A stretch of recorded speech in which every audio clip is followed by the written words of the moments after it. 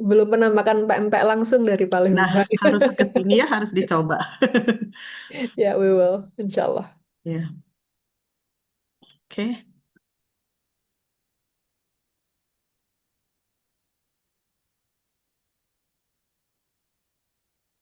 Bagaimana Yentri? Apakah kita bisa mulai saja biar nanti bisa yang Iya, lain Mbak. menyusul? Ya, Oke. boleh, Mem.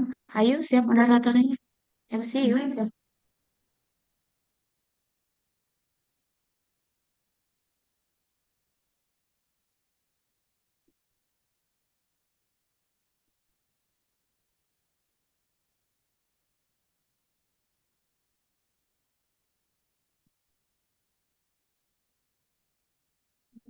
Tes.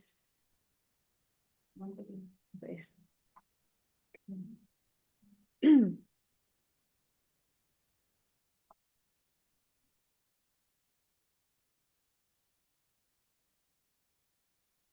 Mulai. Nah, itu.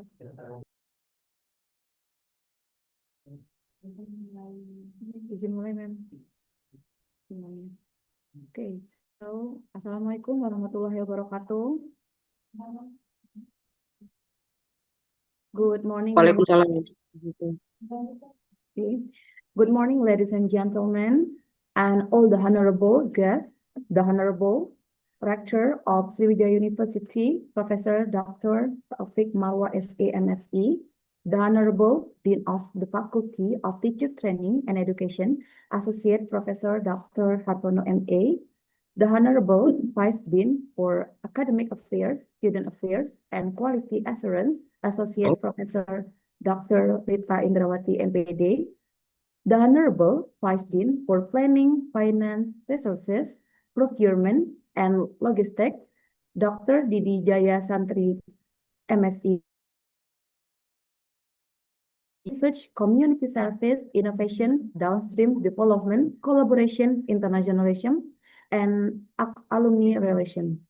For Prof. Dr. Ratu Ilma, MSc, the Honorable Ibu Zulfa, Sakhiyya M.TESOL, Ph.D., our distinguished speaker from the Universitas Negeri Semarang, the Head and Secretary of Language and Art Education Department, Professor Sony Medicine, Ph.D., dan Ibu Ernalida M. Hum, Ph.D., all Head and Secretary of Department in Faculty of Teacher Training and Education, the Coordinator of Master in Language Education Study Program, Ibu Sari Silviani, MA PhD, our distinguished speaker from Universitas Negeri Semarang, Zulfa Sakhiyya M.TESOL PhD, distinguished guests both on-site and online, our respected lecturers, and my beloved friends.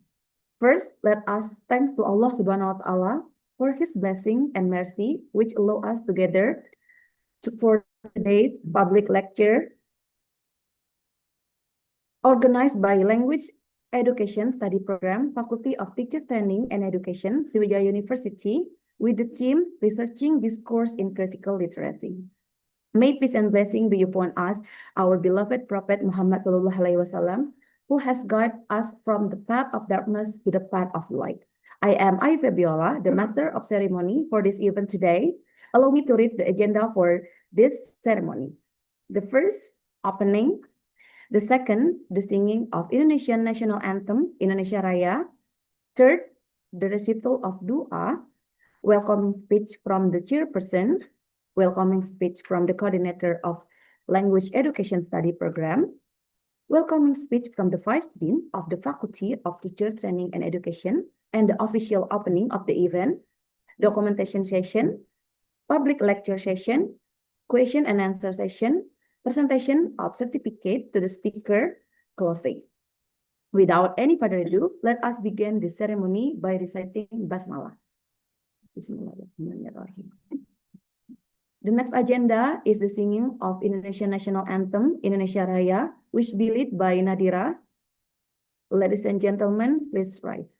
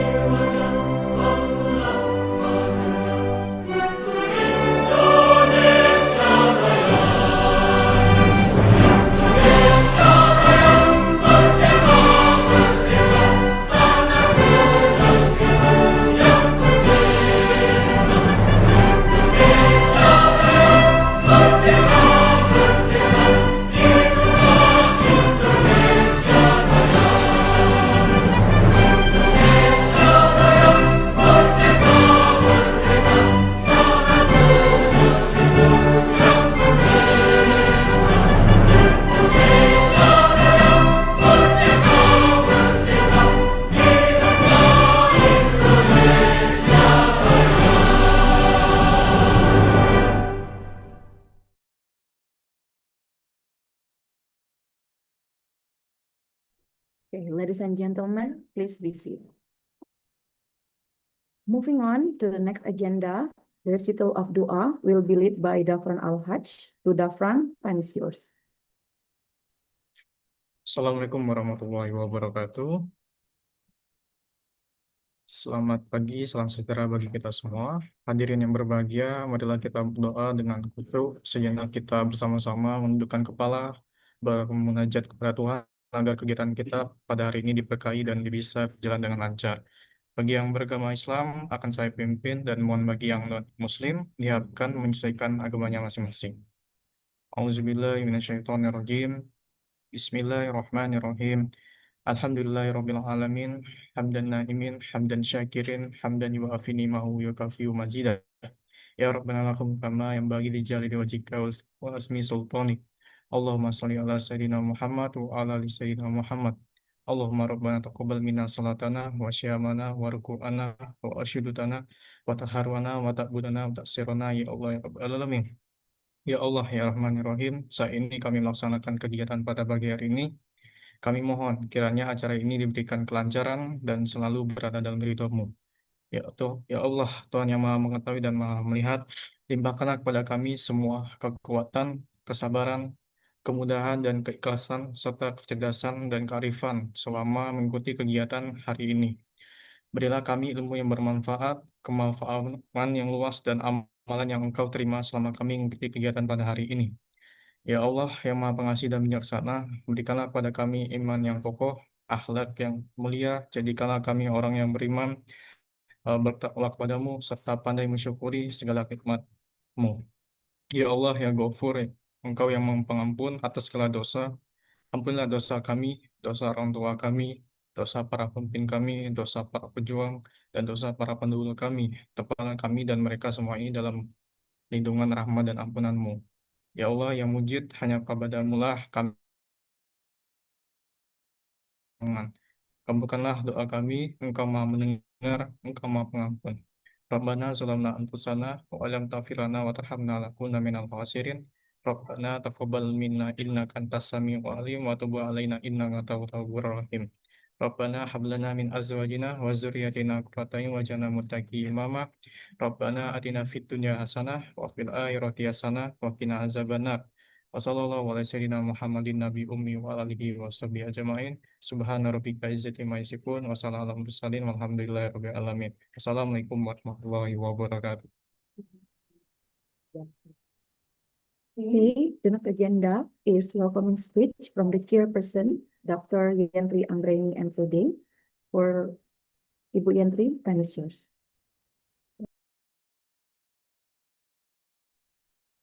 Assalamualaikum warahmatullahi wabarakatuh. Good morning, all. Greetings of peace, all of us. The Honorables, Directors of Universitas Sriwijaya, Professor Dr. Taufik Marwah SAMSE or his representative, the Honorables, the Deans, Faculty of Teacher Training and Education, Associate Professor Dr. Hartana MA, the Honorables, the Vice Deans for Academic Affairs, Student Affairs, and Quality Assurance, Associate Professor Dr. Rita Indrawati MPD, the Honorables, the Vice Dean for Planning, Finance, Resources, Procurements, and Logistics,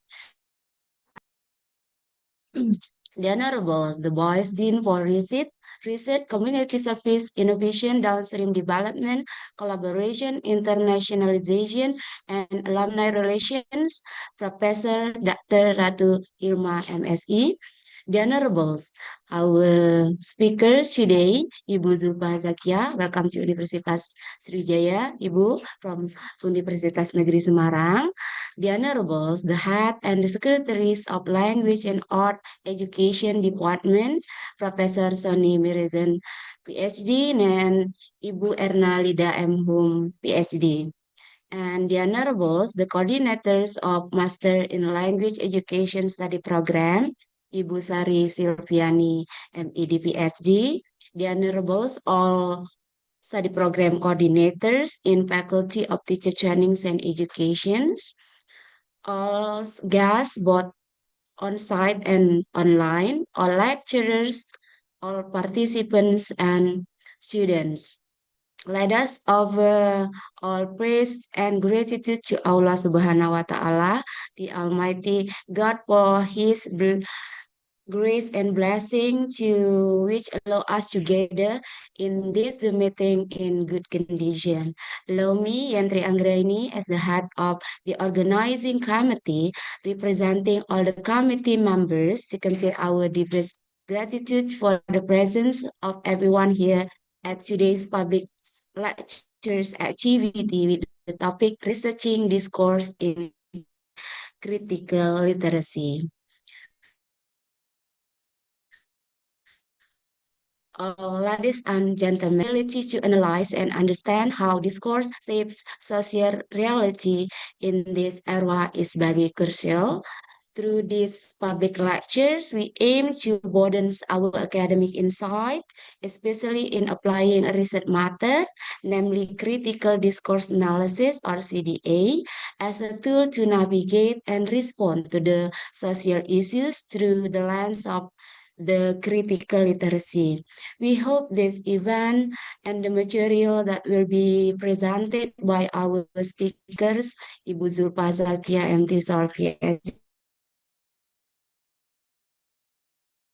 from Universitas Negeri Semarang will give some benefit for all of us who attend this meeting today. Methodologies and the new theories of researching critical discourse analysis, CDA, to develop our critical perspective, to unmask biases, ideologies, and the power hidden within text, strengthen our roles as literate and critical academic. As we know, critical discourse analysis offers deep analytical framework for researching mass media, political speech, classroom interactions, public policy, and all forms of the communication involving a power dynamic.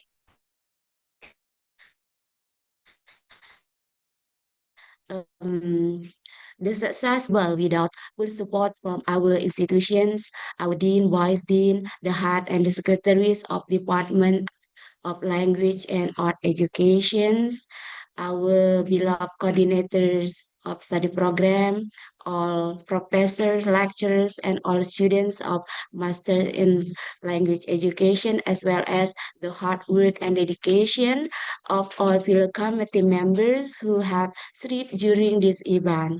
Thank you for our incredible teamwork of as a human, we realize that during these preparations and execution of this event, there are maybe shortcoming, both technical aspect and also service. For that, we sincerely apologize. I think that's all for me. As I say, wabillahi taufiq wal hidayah. Wassalamualaikum warahmatullahi wabarakatuh. Thank you, Bu Yantri Anggraini. The agenda is welcoming speech from the coordinator of Language Education Study Program, Ibu Sari Silviani, M.Pd, MA, Ph.D. Please welcome. Thank you very much, Ayu. Assalamualaikum warahmatullahi wabarakatuh. Good morning, everyone. The Honorable Dean, Vice Deans. Today we have Dr. Rita Indrawati as the Dean on Academic, Students, and Quality Assurance Affairs. Would like also to welcome the chairs and secretaries of the departments, all coordinator of the study program and teaching staff at the Faculty of Teacher Training and Education. Especially today, I would like to welcome our distinguished speaker of today's Stadium General, Dr. Zulfa Sakhiyya from Universitas Negeri Malang. And it's a great pleasure for me as the coordinator of the master's program in language education public lecture. This time, our public lecture has a riveting theme of researching discourse in critical literacy. The public lecture is our regular meeting to provide students with discussion and also the opportunity to interact with lecturers from outside of our departments, and also to give us the chance to learn from the experts on the topic that we've chosen for our public lecture. For this general lecture, we specifically looking forward to discuss researching discourse in critical literacy. This topic is not only timely but essential, especially in the era where text, whether printed, digital, visual, or multimodal, shape our understanding of society, identity, and power. Critical literacy invites us to go beyond simply reading words. It encourages us to question the intention behind the text, to uncover hidden assumptions, and to recognize the social, cultural, and political forces embedded in everyday discourse. So in this opportunity, we are very lucky to have these speaker. Yeah, Bu Zulfa has been doing research on this area and has published many articles concerning critical literacy with the specific approach of discourse analysis. Now, for S2 students in our program, discourse analysis is one of our subjects, and especially the third semester student this semester are currently studying discourse analysis. The title of our course is Discourse Analysis and Pragmatics, yeah, but I believe in your class you discuss various areas on that. Now, today's lecture, I believe, will enhance our understanding, broaden our horizons, and giving us the opportunity to learn more about this topic. And I noticed also some of the upper semester students from undergraduate program, and some of them are doing research too, and maybe this is giving you the opportunity to learn about discourse analysis, which is not offered in the undergraduate program. So hopefully this will give you insights on the research approach and analysis. And I believe later on, some of the doctoral students in education will also join us, and this will be a great opportunity for them to also engage in the discussion. So hopefully our public lecture today will provide us with the insights and opportunities to learn from our speaker today. Lastly, I hope this session enrich our perspective, sparks new questions, and inspire you to be more critical and encourages in your academic inquiries. May this event also strengthen our shared commitment to promoting literacy practices that empower individuals and community. And I would like to also thank all the committee members who work hard to make this event possible. Thank you very much, and I hope we will have a good discussion. Wassalamualaikum warahmatullahi wabarakatuh. Thank you, ma'am, for your welcoming speech. Next, we are honored to invite the Vice Dean of Faculty of Teacher Training and Education, Sriwijaya University, Associate Professor Dr. Rita Indrawati, M.Ph.D., to deliver her welcoming speech and official opens today's public lecture. For Ma'am Rita, time is yours.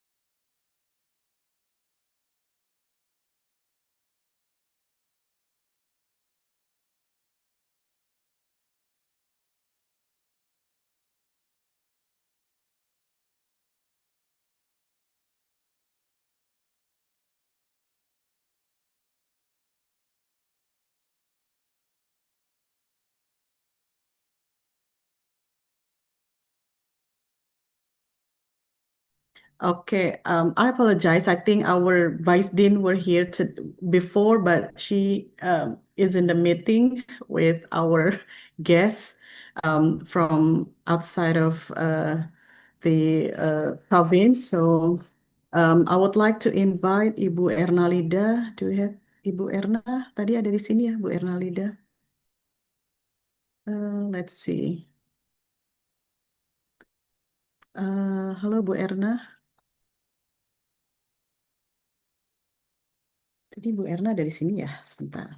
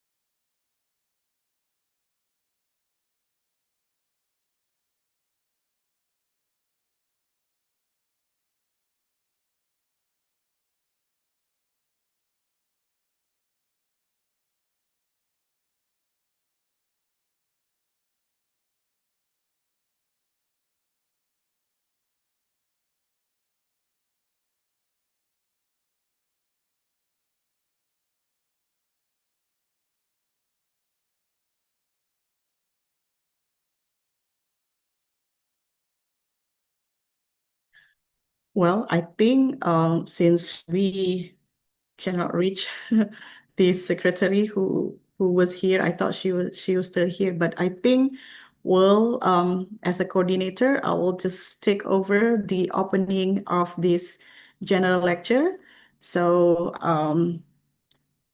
with Bismillahirrahmanirrahim, I officially open this meeting to start our general lecture.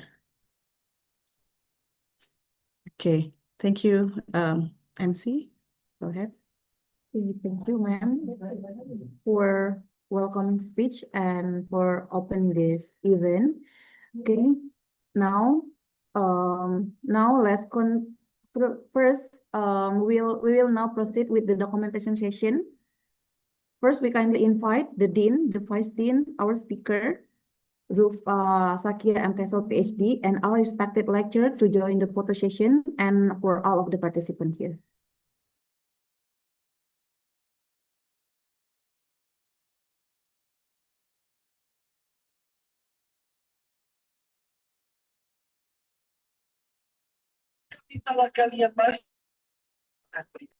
Okay, prepare your camera, everyone. Give your best smile.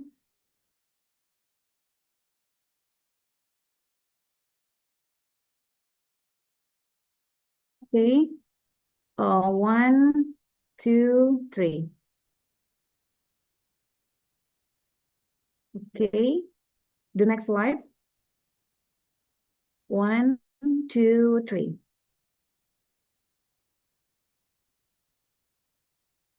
Okay, maybe the last slide.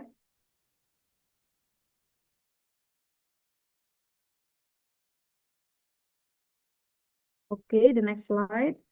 1, 2, 3.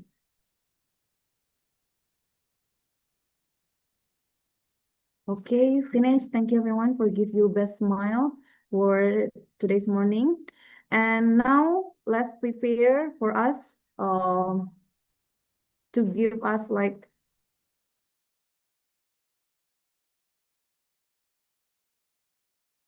okay, let's start.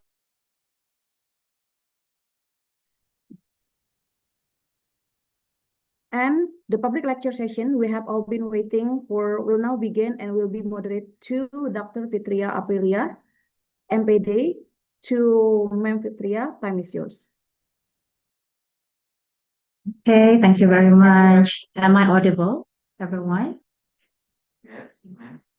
Okay, thank you so much. Thank you to our Master of Ceremony. Saya izin untuk memoderatori public lecture pada pagi hari ini ya Bapak Ibu izin, Bu Sari, Ibu Ernalida, Bapak Ibu dosen, dan juga the honorable speakers, Ibu Associate Professor Zulfa Sakhiyya M.TESOL Ph.D. Saya izin pantun dulu boleh ya Bapak Ibu ya? Boleh ya. Cakep Fitria. Karena ini ada anak Master of Language Education ya, ada yang dari Prodi Bahasa Inggris dan Bahasa Indonesia, jadi pantunnya juga mix ini Bu. Ada bahasa Indonesia, ada bahasa Inggrisnya. Oke ya. Pagi cerah menyapa bumi, Cakep. angin lembut bawa harmoni. Literacy grows when minds are free to question power and ideology. Ya, aplausnya dong. Alright, ya.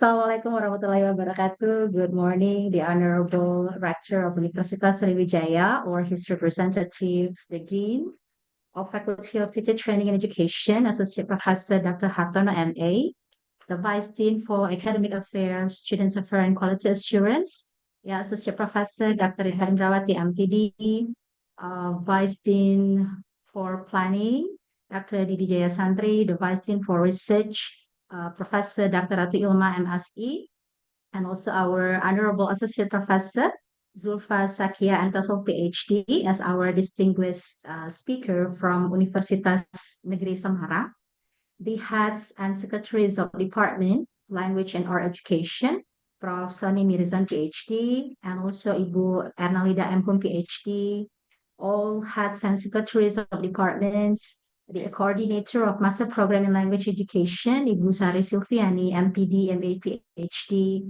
all coordinators of study program in Faculty of Teacher Training and Education, the head of Public Lecture Committee, Dr. Yentre Anggraini, MPD, all distinguished guests, all lecturers, and also our beloved students of Master Program in Language Education, and also some students also from English Education Study Program in undergraduate students. All right, Bapak dan Ibu, it is truly an honor for me, Fitria Aprilia, to serve as the moderator for today's public lecture organized by the Master Program in Language Education, Faculty of Teacher Training and Education, Universitas Sriwijaya. Well, Bapak dan Ibu, ladies and gentlemen, our today's session carries a very deeply relevant and also intellectual significant theme, right, which is researching discourse in critical literacy. So this topic invites us to reflect on how discourse shapes the power, the ideology, and also social realities, and how this critical literacy actually enables us to question, to interpret, and also challenge the narratives that influence our daily life as the educators, as the researchers, and also as citizens. And this also encourages us to explore how the language, the text, and also human experiences is actually intertwined, and how the educators can cultivate learners who read the world, not just reads, right, with deeper awareness and also responsibility. And ladies and gentlemen, before we begin, please allow me to briefly read the CV of our distinguished speakers, Associate Professor Zulfa Zakia, M.TESOL PhD. She is one of the Indonesia's leading scholars in the field of critical literacy, discourse studies, and also language education. And to be honest, ini Bapak dan Ibu ya, if I were to read every single achievement, also scholarly contributions that Dr. Zulfa has made, maybe we might need 2 or 3 days full, right? Because her academic record is truly exceptional, right? So right now I will only highlight some of the most remarkable aspects of her professional journey. Okay, so ladies and gentlemen, Dr. Zulfa Sakhiyya is currently Associate Professor at English Department, Faculty of Language and Arts, and also serves as the Director of Literacy Research Center at Universitas Negeri Semarang. And Dr. Zulfa is recognized internationally for her academic excellence. In 2023, Dr. Zulfa was awarded the prestigious title of Fulbright Visiting Fellow at Ohio State University, USA. Oh, very amazing. And Dr. Zulfa also is an active member of Indonesian Young Academy of Science, or ALMI. So a testament to her contributions to advancing scientific thought and also education in Indonesia. Dr. Zulfa also holds a doctorate in education from the School of Critical Studies in Education, the University of Auckland, supported by the highly competitive New Zealand Asian Scholars Awards. And her achievement also have earned her notable international recognition, including the Bar Mosenthal Award from the International Literacy Association, or ILA, in 2022, and the Early Career Scholar Prize for Best Paper 2023 awarded by the journal Critical Policy Studies. All right. So with her strong research background, extensive scholarly contributions, and leadership in literacy studies, Dr. Zulfa has become a very prominent voice in shaping critical perspective on discourse, ideology, and also language education. Well, ladies and gentlemen, without any further ado, let us warmly welcome Associate Professor Zulfa Sakhiyya, M.TESOL Ph.D. To Dr. Zulfa, the floor is yours. Thank you, Dr. Aprilia. Am I audible? Yes, very Yes. clear. Thank you very much. So please allow me to share screen first. Yeah, is it up there on the screen? Yeah, yes, already. Okay, thank you for the very generous introduction, Ibu Aprilia. I guess it's a bit too much, but I'll just keep quiet. And thank you for the invitation for this guest lecture, my dear friend, Dr. Sari Sulfiani, one Indonesian literacy scholar that I share research interests with, as both of us are using new literacy studies in our works. Bapak Ibu pimpinan Fakultas Keguruan dan Ilmu Pendidikan Unsri, Ibu Yentri dan Bapak Ibu sekalian yang terhormat, adik-adik mahasiswa S2, S3 atau S1 gitu ya. It's a true honor to be in this virtual space to discuss a topic that sits at the very heart of literacy studies, of as well discourse studies. And what we're going to do today is to connect how discourse can be a conceptual lens to investigate the issue.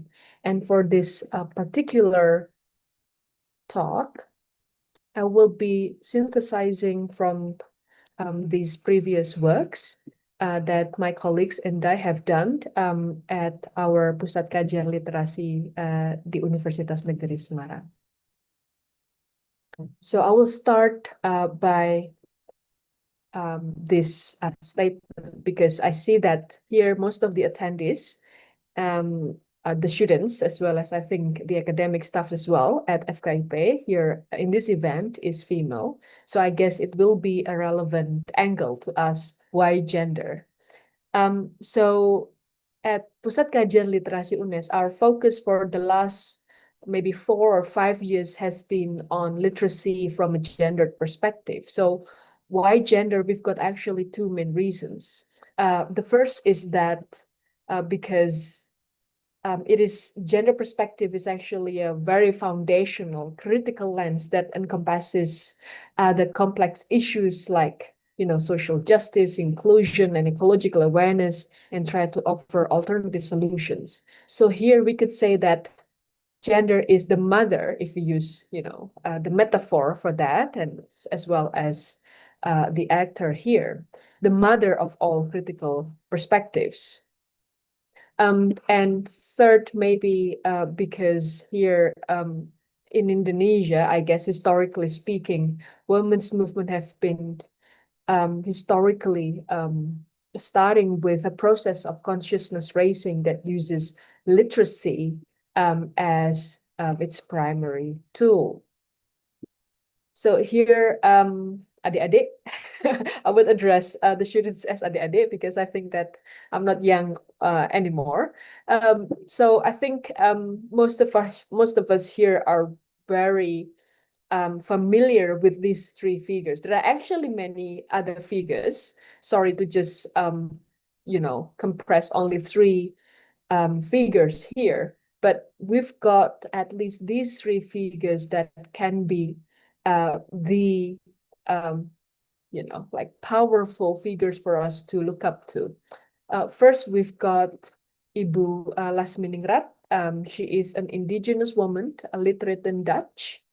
She wrote children's books in Sundanese. Those days in the early 1900s, she wrote books in Sundanese, children's book, to address the lack of local literacy resources. Also in 2000, sorry, 1907, so early 1900, she founded a school for women. And move on to the next one. So Ibu Lasminingrat is in Garut, right, West Java. And then move on to Central Java. We've got Ibu Kartini. Who doesn't know Ibu Kartini, right? Kartini is aware of her own literacy as a privilege, because when looking at the people beyond her palace, I would say a palace, women, especially girls, young girls, they were illiterate. So what she did then, she sought to extend that literacy as power, literacy to empower the other girls, the other women, the other more vulnerable women. And we know that Kartini was really famous of her correspondence with the Dutch feminists.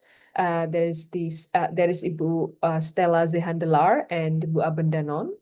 And Kartini also, she is one of the, I would say, the early Indonesian intellectuals who advocate for Indonesian education, indigenous Indonesian, by advocating for the education in the aesthesia politis, or politic ethics.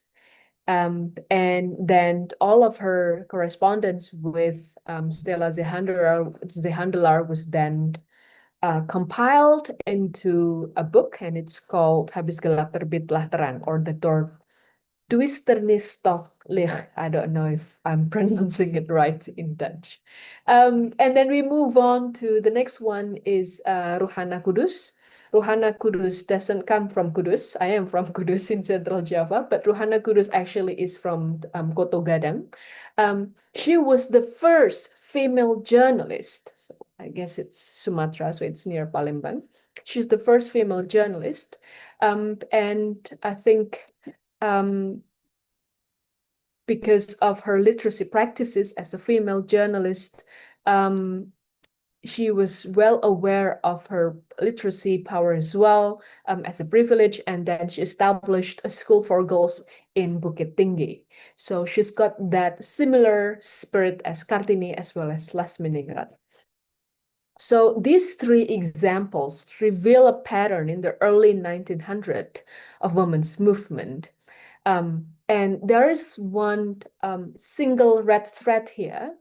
The benang merah, the red thread, the running thread here was that literacy is a pathway to social activism. Literacy is a pathway to women's empowerment. And it was the tool for these women.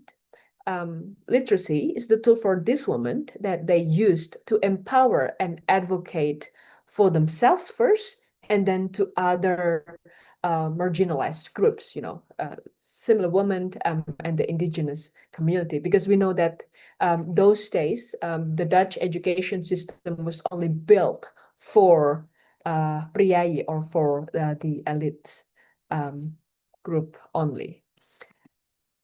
So that's a bit about the history of Indonesian early feminist movement and their relationship with literacy.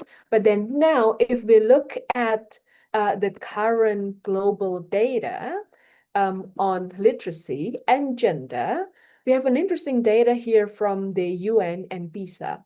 And this global data, of course, includes Indonesia. The infographic on the bottom right from the United Nations United Nations Department of Economics and Social Affairs shows that 2/3 of the world's illiterate adults are women. Jadi 2/3 ya, 2/3 of the world's illiterate adults are women. This doesn't mean that women are, poor learners, that they are less diligent or something, they don't want to read, no. But this reveals that literacy or illiteracy has a gender dimension. So this highlights the need for a gendered lens in looking at the issue of literacy.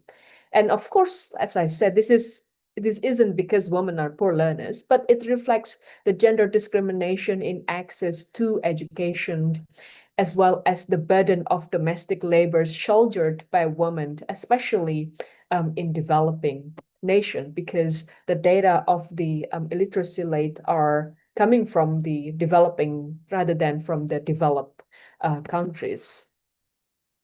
And the data becomes even more interesting when we contrast it with the PISA data from the same year. This is from the same year. This is not from, contemporary, like in 2025, but this is from, I guess in 2020, so early 2020s. So the PISA data from the same year, the top left graph, here female students outperforms male students. So girls outperform boys in literacy achievement. And this graph shows a clear gender gap in literacy achievement, right? In their ability to read and write. And the data in Indonesia, I believe, follows also this trend. But is it also a gender issue? Yes, it is a gender issue. This also reflects a gender effect where reading is often misconceived as, a feminine activity, because when you read, you will have to be quiet and you look like really passive, and it's done in a room, at home, in a cafe, or indoor, not outdoor, as compared to more masculine activities like playing football or soccer, or playing, not really padel, for example, playing kites, outdoor. All of those activities are considered masculine because they are really active and they're not really quiet, and they're done outdoor. So there are two different data sets here, but they reveal or they highlight similar needs of the use of gendered perspectives in looking at both literacy data. So here there is a contradiction because those two data sets presents a paradox. In developing nations, many women remain illiterate due to domestic burdens, while in developed countries, women often spend more time reading at home. So although seemingly contradictory at, surface level, this kind of paradox justifies the need of a gender perspective in literacy studies. And when we look at Indonesia's literacy rate, this is in 2022. So and this PISA is in 2018. I know that the PISA data is a bit different, but I don't think it changes significantly. So we can just use this instead. So here, the PISA result, the data on the right suggests that we nearly solved our literacy problem, because with 97% of literacy rate, we only have 3% of our homework to address the issue of illiteracy. And however, the table on the left, if we compare the achievement that we always celebrate on our literacy rate, but when we compare it with PISA and compare our literacy skills to other countries, it shows that we are ranked 4th from the bottom. It's where the red arrow is. I know that we have to be really critical in looking at this PISA survey, like who got to do the survey and who got to do the tests, and so on. And we have to be critical as well that PISA is also used to name and shame countries based on their literacy achievement. However, this is the bad part. When we try to look at this from a broader, from a bigger perspective, then why do we have this kind of contradiction? Why do we have different perception in, celebrating this literacy rate that we are almost finished? I think now it's 0.04, I think the illiteracy rate, and with the PISA data. And I think, argue, and Ibu Sari might disagree with me as well, it stems from the different definitions of literacy. And because at the theoretical level, there is a major debate called as the Great Divide in literacy. So the Great Divide in literacy there is this kind of, well, I would say, intellectual war. Perang tapi intelektual gitu ya. So it's the war between ideas. And there are two major or two mainstreams, two ways of understanding literacy. The autonomous model used in pedagogy as well as maybe mainly psychology views literacy as something neutral. And it's highly cognitivist, so it occurs in the brain. And it believes that literacy is a set of decontextualized, self-contained skill. It is a skill that you could actually measure. You could, investigate, and you could test it out. Yeah, and that's why we've got this literacy test. And it happens inside school institution. So it's school-centered reading and writing, and it's highly product-oriented. Whereas the other mazhab, the other way of seeing literacy is that the ideological model that is used more in anthropology and socio-political studies sees literacy as a social practice that can either empower or oppress certain group. And from this critical perspective, from this ideological perspective, reading involves sociocultural aspects. So reading and writing involve sociocultural aspects, and because it draws on personal and cultural backgrounds to construct meaning. It is a bridge that connects readers to the wider world and across time. And because literacy is a social practice, it is situated in specific temporalities, or times or history, and as well as space or social context. So when you look at what Kartini or what Lasminingrat or what Rohana Kudus did, you have to look at that within their specific temporalities, their time, as well as their space. So it is not a neutral or value-free, but it is always contextualized. It always tied to its social context.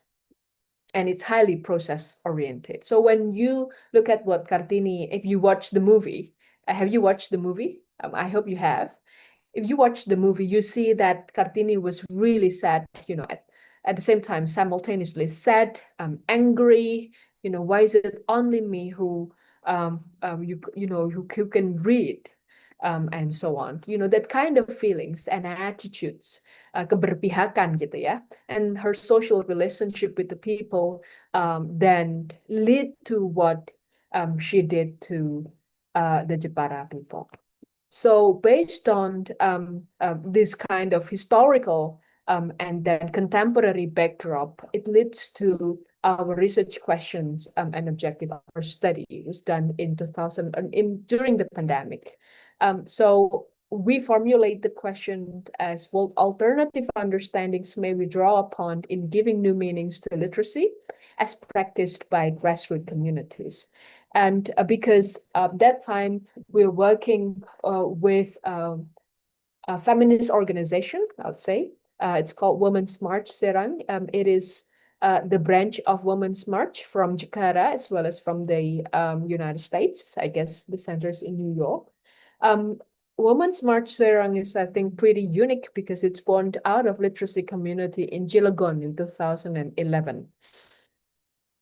And by looking at this feminist organization and by looking at their literacy practices, here the literacy practices that was conducted or that was practiced by Women's March Serang allows us not only serve as the window to understand the social context through their literacy practices, but also the literacy practices that they perform aims to empower and advocate women and other vulnerable groups in their community. So what we did was that we did 2 years of qualitative study on Women's March Serang. The first year we did a research. There was a qualitative research. So we had this really modest grant from the university to explore the literacy practices conducted by Women's March Serang. And then we followed up by the second year in pengabdian, in the capacity building for the members of Women's March Serang. And the way for us to conduct our data collection is by doing a focus group discussion with their committee and their members and in-depth interviews with the founder of Women's March Serang, as well as we did some digital document analysis of their Instagram as well as their website. So that's the process of the study. So the critical discourse analysis part is where we use it as a conceptual lens to look at how the contestation of discourses happened in this organization. So we use critical discourse analysis to reveal how language, through the literacy practices conducted by this Women's March Serang, is being used to make meaning, to challenge the dominant discourse. And CDA also therefore enables us as researchers to identify what the dominant discourse are there that this organization is trying to challenge, as well as what kind of alternative discourse around literacy and women's empowerment as practiced by this feminist organization. So in other words, with CDA, we focus on the negotiation and contestation of two discourses, because that's what CDA is all about, right? The dominant discourse is functional literacy, and the alternative discourse is critical literacies. And therefore, we seek to explore the alternative stories of critical literacies as practiced by these Women's March Serang to advocate gender equality and social inclusion. And therefore, we are interested to investigate how this organization challenged the dominant discourse of functional literacy and women's empowerment. And they also demonstrate that during the pandemic, remember that the context of this research is during the pandemic, that critical literacy practice can actually be adapted throughout the situation and the condition. So that's why the title is From Protest March to Digital Campaign. So the campaign can happen physically as well as digitally, because they seek to offer support for social activism as well as advocacy. And when we're looking at literacy here, I'd like to go back to Freire's theory, consciencial. I'm not sure if I pronounce it right because it's in Spanish. Literacy, as Freire stated, that literacy is a political tool capable of awakening consciousness. That consciencial kind of sounds like Mandarin now. Freire's theory that reading the world can only be done through word. So here And this, I think, was exemplified by Kartini and Lasmi and as well as Ruhana Kudus long before Freire actually conceptualized and theorized this. So the word is, this is the word. By reading the word, kata, it will only enable us to reading the world. So here there is an L here, the difference is L, and that L, I think, is literacy. So in order to read the world, you need to be able to read the word.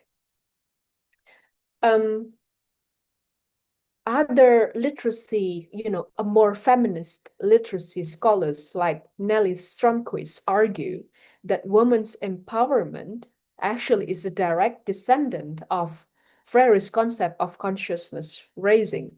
And empowerment, I think we have to be really critical of women's empowerment here because it involves not only social cultural awareness and emancipatory learning, but also we need to understand that women and vulnerable groups need to build alliance and solidarity to develop strategies for addressing critical issues. And critical literacy, it's only critical literacy, not the functional literacy. Critical literacy accommodates social values, cultural experiences, ideologies, the anger, the feelings that these women and the other vulnerable and marginalized groups experience that influence our interaction with text. So these perspectives allows us to embrace critical literacy practices that may be alternative discourse and non-mainstream. So if we look back to the practices of Kartini, Lasmi, and Ruhana Kudus, it was alternative discourse that time, right? But they are profoundly meaningful and empowering. And it serves as communal resources that improve the quality of life for those around them, like the aesthesia politics was then of legalized or launched right after Kartini and other intellectuals, Indonesian intelligentsia, demanded that. So in short, if we really want education to be truly transformative, that it liberates women and other vulnerable groups, that it really empowers women and other vulnerable groups, then we have to adopt these critical literacy practices. And let me drink. And from our study on Women's March Serang, we could actually categorize their programs into three main categories. The first is the direct literacy approach. Second is political approach. And the third one is the digital approach. So the objective of the direct literacy approach is that it aims to promote reading culture, to raise critical thinking, and the literacy practices or the programs that these Women's March Serang had for this direct literacy approach, because they were previously Taman TBM, right? It's a Rumah Buku library, so they've got library in their office. They also have a mobile library in the book picnic program. So they have this regular book picnic before the pandemic, and they have this program called Stealing Knowledge from the Book, mencuri ilmu dari buku. So it's like book club, book discussion. So one person read a book and then actually present it to the audience, and they discuss, they engage with the reading. They also have writing or essay competition, and also they publish collection of memoirs or poems for this direct literacy approach as well. And the second one is something more political, and that's called political approach. And the aims is to advocate women's rights. They did protest march, and they did the protest march not only on the street, but also sometimes they did it in front of a shopping center where women also come to the shopping center. They also have digital campaign, public discussion, and legal assistance for those seeking justice, especially the sexual violence victims. And the digital approach aims to maintain activism even during the pandemic. They did that by doing social media campaign as well as writing competition. So all of these three categories of their critical literacy practices aim to empower women as well as to so it's the real woman's empowerment. That's what I'm trying to say. Rather than reducing women's empowerment into economic perspective that, if we empower women, then women can work and they can generate some income and that will, contribute to the nation's economy. That's the end of the story. So that's the dominant discourse in empowerment that is highly economic in nature. But here, what the women's March Serang did was more than just merely economic perspective, but it's truly transformative and powerful. So yeah, I guess that's a bit from me. I hope I can discuss this issue further with all of you through question and answer session. Ibu Fitria, Yes, thank you. thank you very much. Okay, thank you very much, Dr. Zulfa, for such a very rich and also insightful presentations.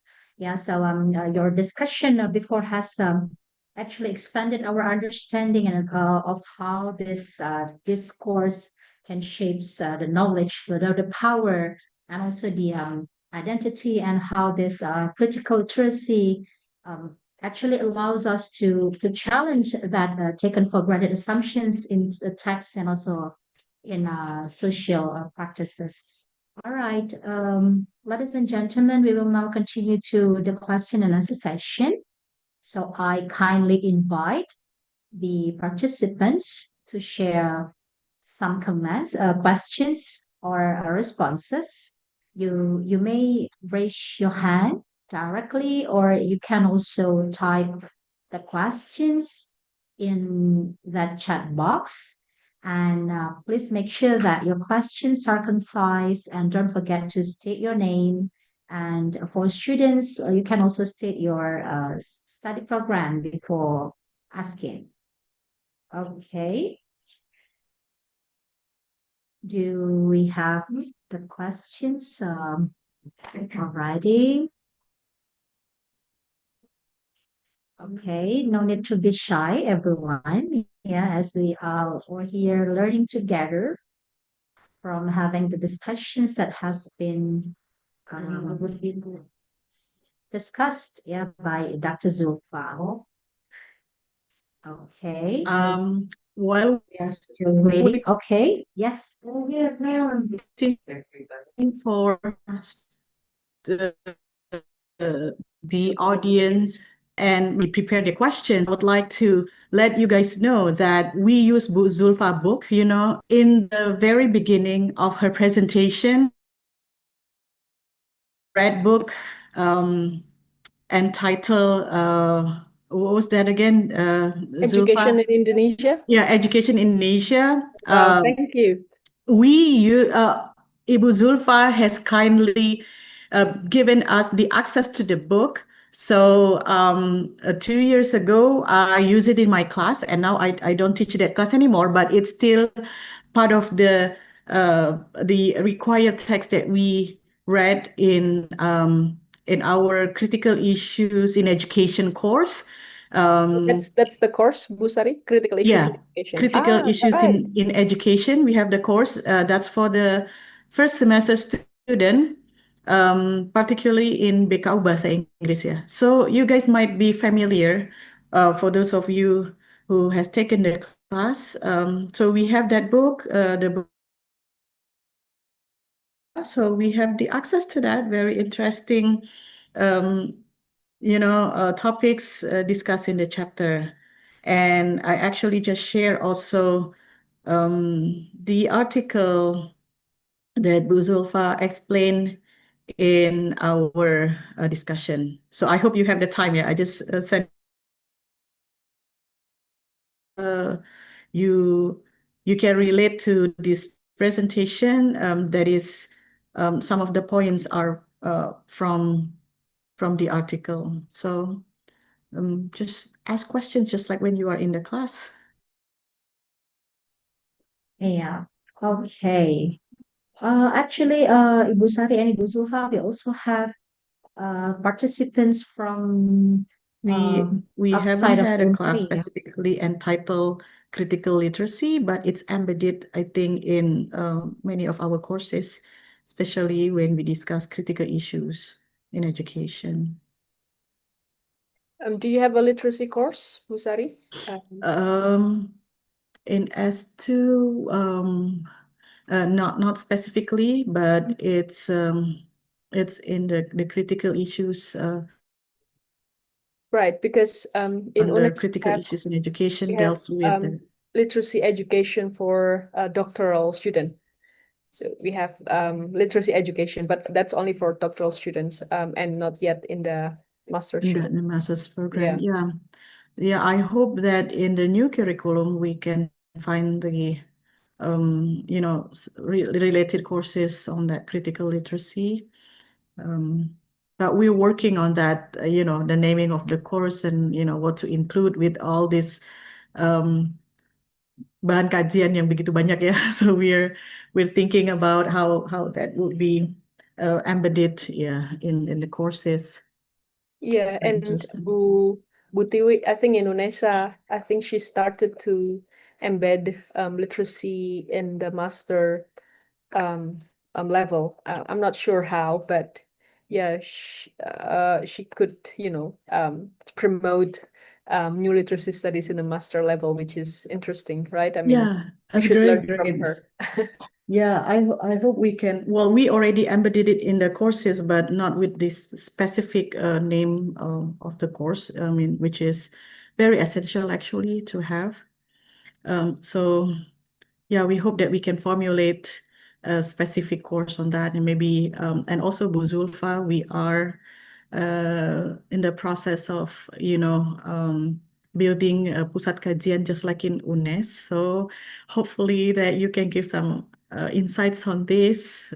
It's been our wish to have that in hosted by our prodi, because we have both Bahasa Indonesia and English as a one prodi. So I Yeah, hope to have that built. yeah.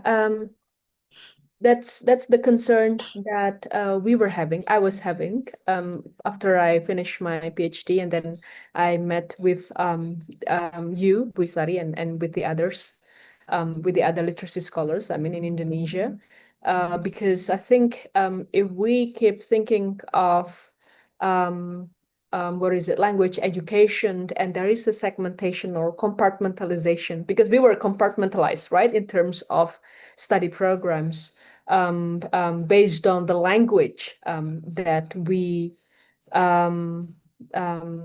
are what is it? Sorry, I'm having another Zoom, so it's a bit. Wait, let me. Yeah. So that's the concern that we were having. I think we need a more a better or a comprehensive kind of perspective in looking at this language education issue.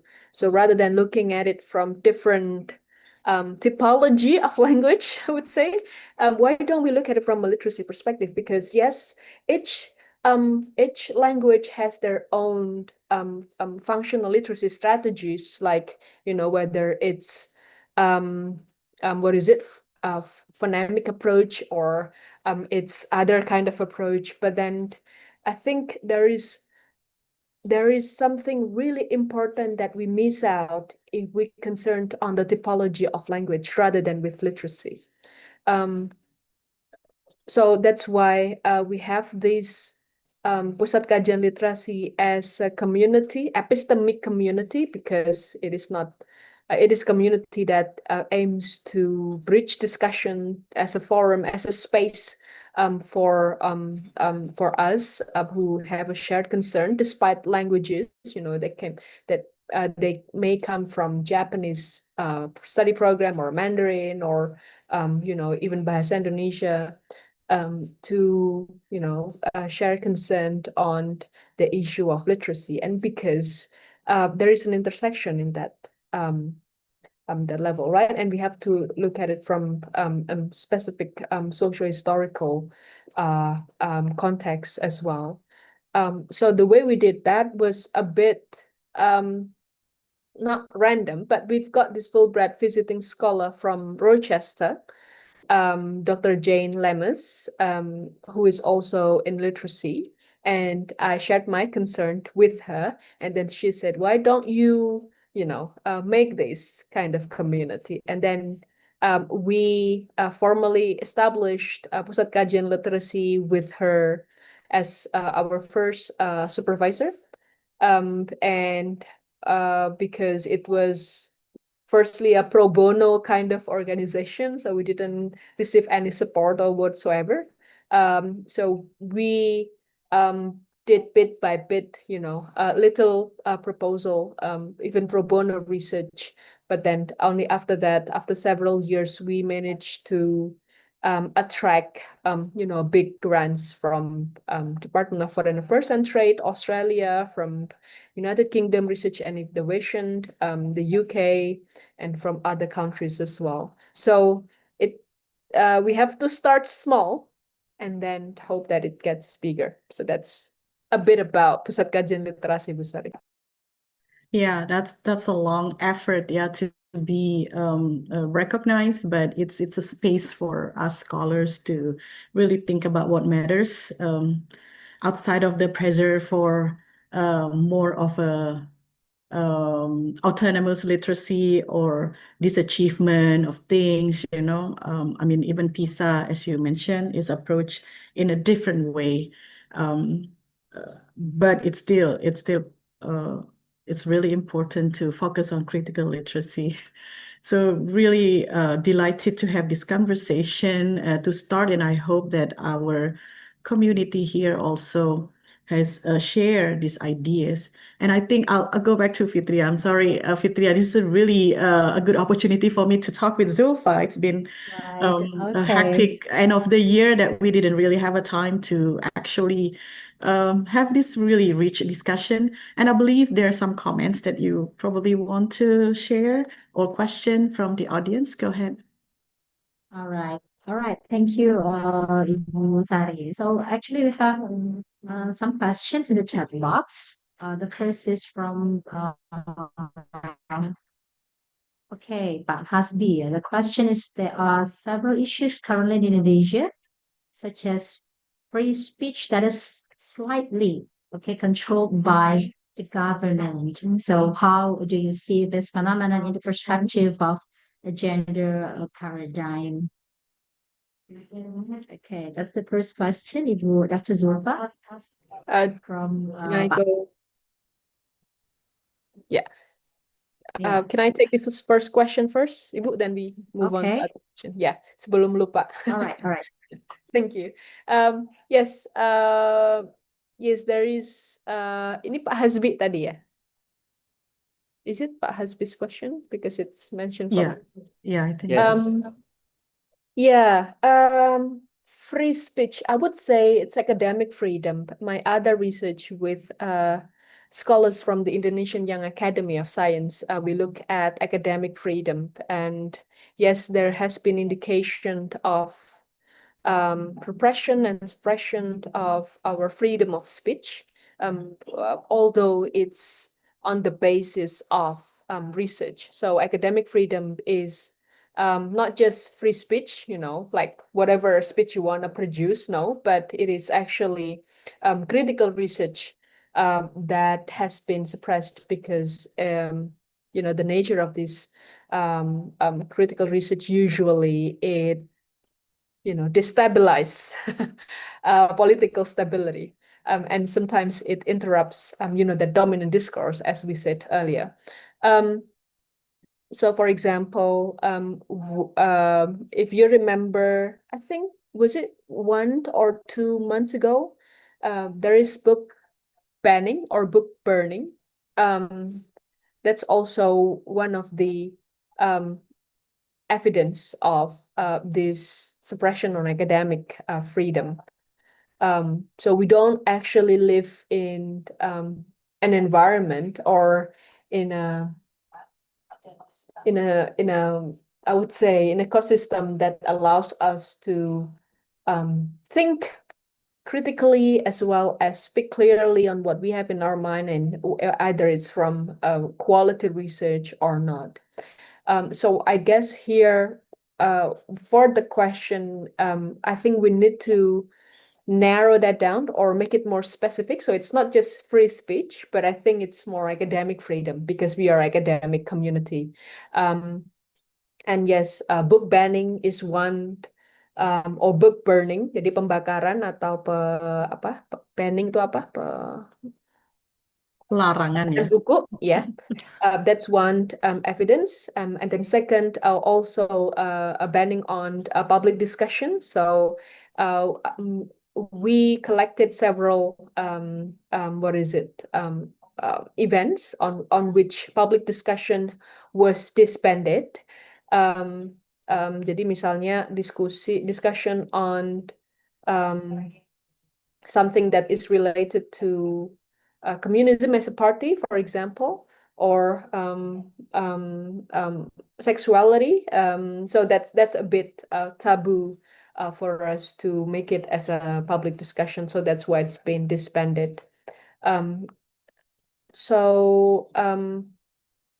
Yeah, how do you see this phenomena in the perspective of gendered perspective? I would say not gender paradigm. So but gender is a perspective, not a paradigm. So it's a different thing. So the way we see this, I think, it's not necessarily have to be a gender perspective, but I think we can see that from a critical perspective. And one way to look at this kind of social phenomena is by using critical discourse analysis. So if you are interested in using CDA in looking at this kind of book banning and book and the public discussion disbanding, then decide what social phenomena you want to investigate.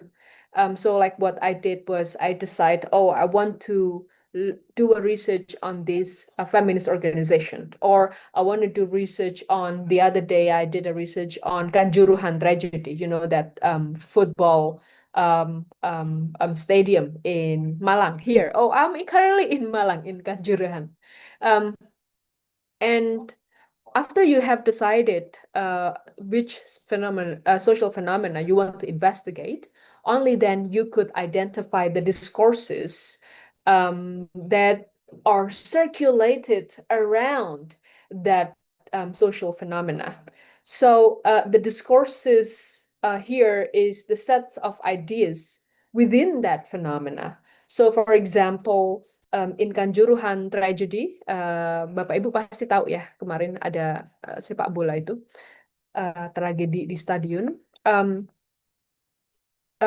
So the dominant discourse are narrated or produced by the state apparatus, entah itu polisi gitu ya, kepolisian atau dari pemerintah, which and all that, oh, this is not a real problem, that no one is guilty, it's just a natural phenomena, natural disaster. So that's the dominant discourse, right? But then the alternative discourse is the discourse that coming out from the grassroots. So it's the grassroots voices that try to seek the truth.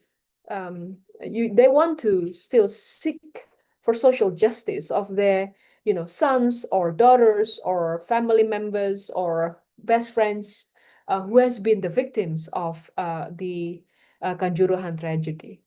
So their voices can be categorized as alternative discourse.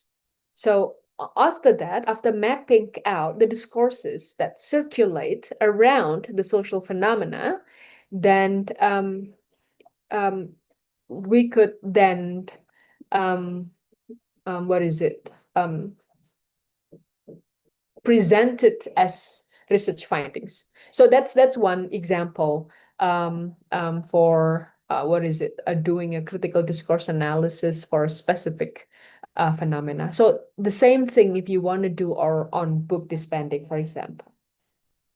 So that's a bit from me, Ibu Fitria. I hope it answers the question. Yeah, okay. Thank you very much, Ibu, Dr. Zulfa. Oh, okay. So I see here that there's a participant who would like to ask directly, who has already raised her hand. We have Amel and Nadira. Okay, so two persons here joining us together by one Zoom. Okay, the floor is yours. Silakan, Amel and Nadira. Okay, thank you for the occasion, Ma'am Fitria. To Ma'am Zulfa Sakhiyya, I have a question that in order to analyzing the data in form of critical discourse analysis, is there any certain tools that we can use? Thank you, Ma'am Zulfa. Yeah, that's a good question, Amel. Thank you.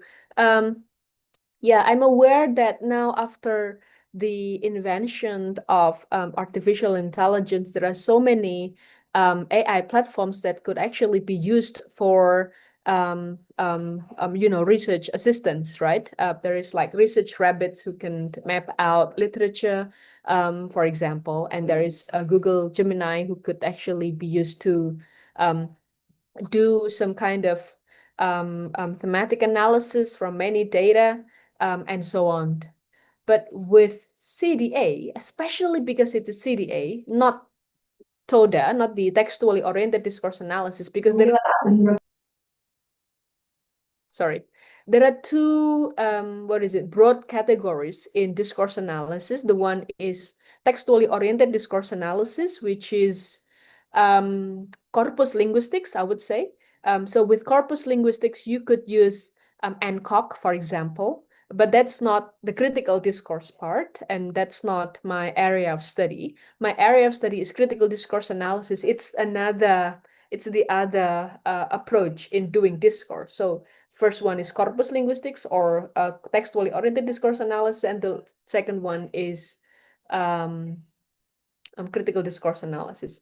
With CDA, what we did is we don't really count words. We don't really, do that kind of meticulous counting on the corpus that we have collected. What I did usually, I do everything manually. So yes, we do interview, for example, we do the transcript, and then what we do is that we first try to generate the most emerging themes. So it's like doing a thematic analysis, but in a way, but then the difference between thematic analysis and discourse analysis is that critical discourse analysis is that thematic analysis, you look at the emerging themes, so the patterns that emerge. But then with CDA, sometimes the pattern is not that visible. It's not that huge in terms of corpus, it doesn't really have that high frequency or significance. But it's really important because it's the alternative or the marginal discourse. So that's why you really have to be meticulous. I mean, you have to be really sharp in capturing that, especially with alternative discourse. But with the dominant discourse, it's easier because you could actually locate that. So dominant discourse is always produced by the powerful one, and usually the one with power is the elite. Either it's intergovernmental organization like the UN or PBB, terus IMF, World Bank, those kind of IGOs, intergovernmental organizations, or the government, because they have the power, they have the state apparatus, they have the state budget for whatever they want to do. It's really easy to locate dominant discourse and to look at dominant discourse. And usually the way they do it is through policy. So it's one way of doing that is by looking at, so for example, document analysis from policy analysis, as well as what those people in power say. So their press release or so for example, the issue of MBG, for example. So what's the dominant discourse in MBG? It's free food and it's nutritious food. Free, nutritious food. Is it free? Yeah, maybe, but it's coming from the budget, state budget. And where does the state budget from? Our tax, right? Whatever tax you contribute to the country, whether it's from PPH, pajak penghasilan, or from pajak makan, pajak apa itu namanya, that kind of tax. So it's not really free, it's coming from our money. And then nutritious. It's also another debatable part. So that's the way you do with CDA, Amel. So it's we don't really need a specific tool for that, I think, but what you really need is your sensitivity as a linguist to looking at the social reality. Jadi jeli ngelihat realitas. Right. Okay. Is that do you have a point, Amel and Nadir? Yeah, ma'am. Thank you, ma'am, for the best answer from you. Thank you, ma'am. All right, thank you very much. And actually, we also have a response from Pak Iwan Wijaya. Yeah. He said that on behalf of MGMP Bahasa Inggris SMP Kota Palembang, we are open to be involved in literacy training or research related literacy. Thank you. Okay, thank you very much. Maybe this is going to be related to Ibu Sari, yeah, about the response for this comment, right? Thank you very much. Of course, yeah, as literacy Iwan. scholars, we always welcome the opportunity to work together with schools, especially because literacy is really about how, we can make a difference in schools. So thank you for your support. Of course, we welcome that collaboration. Thank you.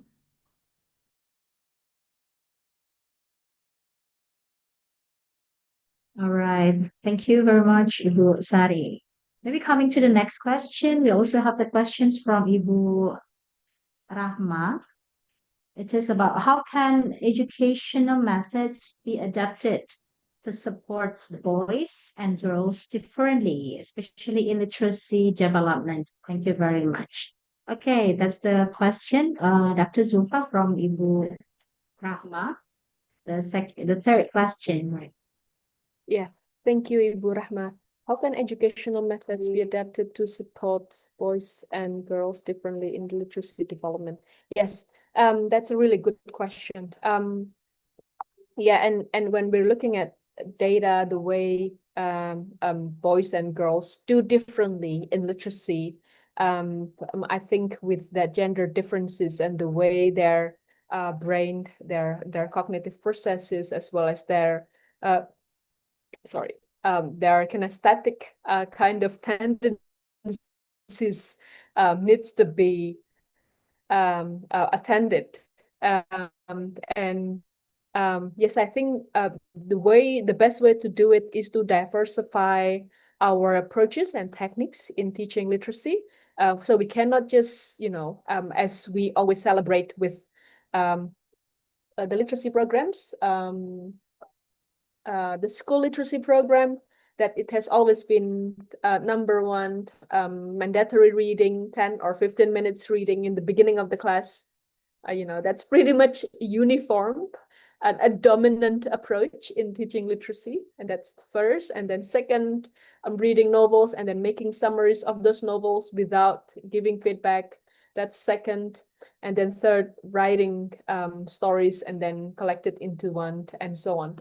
So I think with school literacy programs, we have been highly oriented towards products and quantity in products. And this is actually the discussion that we have in our group. What I mean by our group is the Indonesian literacy educators, where Busari and I are involved. So we need to be critical. I mean, we need to be, I think, attending to different modalities in learning literacy. We could actually use multimodality, for example. So those three approaches that I have mentioned before, it's highly conventional and it's highly product oriented and quantity oriented in literacy. So we need to, for example, diversify it with multimodality principles. So it's not just visual or textual approach, but we can also use a multimedia kind of approach. So for example, by producing a podcast, for example, or doing a vlog in a museum, or Kartini Museum, for example, in doing historiography, or those kind of things that are more diverse in terms of approaches that will cater to the needs of these gender differences in learning literacy. So that's a bit from me, but there are so many research on this, Bu Rahma. So and I don't really delve into the nitty-gritty of this technique. So I suggest you to browse in Google Scholar or doing literacy for supporting gender differences. Thank you. Okay, thank you so much. Okay, now I would like to give a chance for those who would like to ask directly just by raising your hands. The participants here. Yeah. Oh, okay. We have our international student here, Ibu Zulfa from Sewa Kim. Yeah. Yes. Yeah. Yes. Okay, from Seva. Korea. Yeah. Okay. Yes. Sewa. All right. Sorry for Okay. pronouncing your words incorrectly, maybe. Oh, All right, the you're floor is right. yours, Kim. Okay. Nice to meet you. I'm Kim Seva from Korea, but also from Unsuri, the language. Sorry, the language education program, and I'm thank you for your study and the presentation today, because I've been interested in this issue. So I'm glad to hear from you, and also I totally agree with your your topics, and my question is that the female, according to your research, I mean your argument that the women or female have been victims under the oppressors, because certain power, certain authority intentionally limit their right. Is that right? Yeah. But there are people like older generation. Is there any generational divide among this movement? Because they've been already socialized under this system. So do they view this as empowerment or violation of their traditional culture? So that's the one question. Also, should I continue? Anyway, so there's another question is, it shouldn't be just echoing among the victims, right? So with this actions or movement, there must be a certain specific goal, like structural change. So is there any practical response from the authority or oppressors?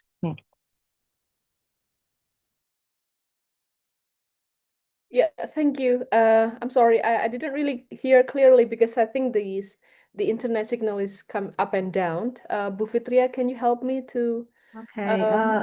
Bryce? Can you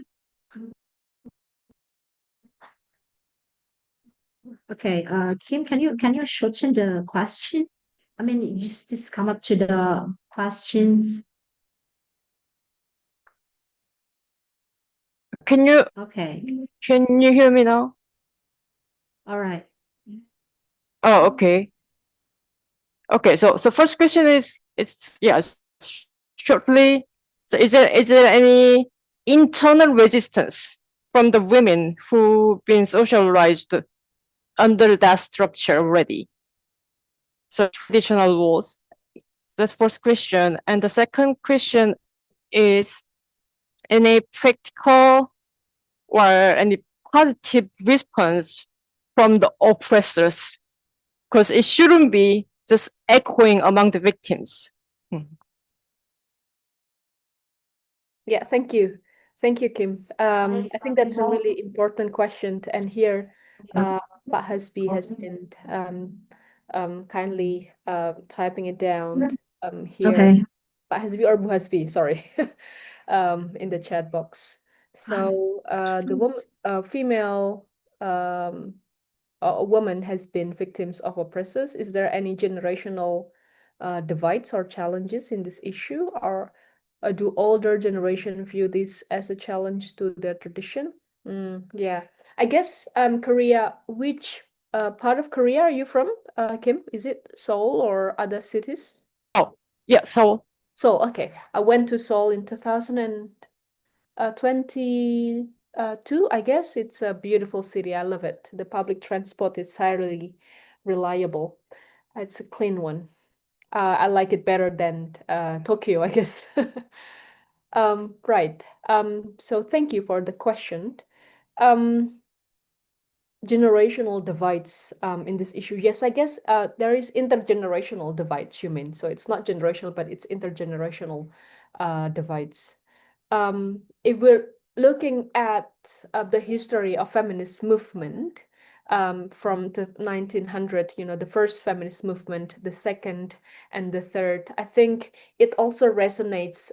Well, they claim that the history or feminist scholars claim that feminist movement come from the West, from the UK and European countries and New Zealand, and then it then was brought into the East Asia, so Indonesia, Korea. Now, the thing is, I would argue differently. I would argue otherwise. I think firstly we need to decolonize that feminist thinking. Say like the history that I have just presented. Even here, well, yes, although Kartini and the rest, they've been involved in, or they're engaged with the Western texts and Western philosophies and Western movements, and it is because of their engagement with texts, with Western texts, that changes the way they think about gender equality.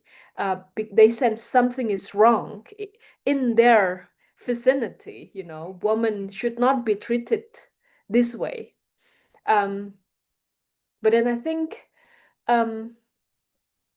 I don't know, if we take that Western movement or Western feminist theories, then it happened in the West first, then to the East. But I think with the history that we've got here, it happened almost the same time, although with different scale and different impact, just because of the the patriarchal culture as well as the system that we're living is really different. So despite the differences here, I guess the way to decolonize that feminist theories is valid. Authors like Gayatri Spivak, for example. Gayatri Spivak is from India, but then she became a professor at Cornell in the United States. But the theory that she produced coming from India, right, coming from Asia, with the big question and the big argument, can the subaltern speak. And because, the subaltern studies that she presented, the Indian woman in that specific community, if the man dies, then the woman should also jump into the what do you call that? Coronation? No, it's not coronation. Pembakaran mayat apa? Coronation is For the queen. yeah. It's, I don't know, pyro, something like they jump into the fire, right? Yeah. So I mean, because the way they bury what is it, a dead man, is by burning them. So the woman should jump into the fire.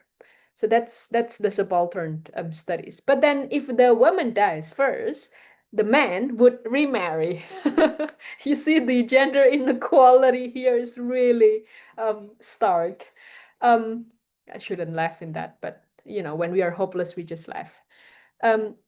So here, I'm not sure if it still happened in that specific. Oh yeah, cremation. Thank you, Pak Wijayanto. It's cremation, not coronation.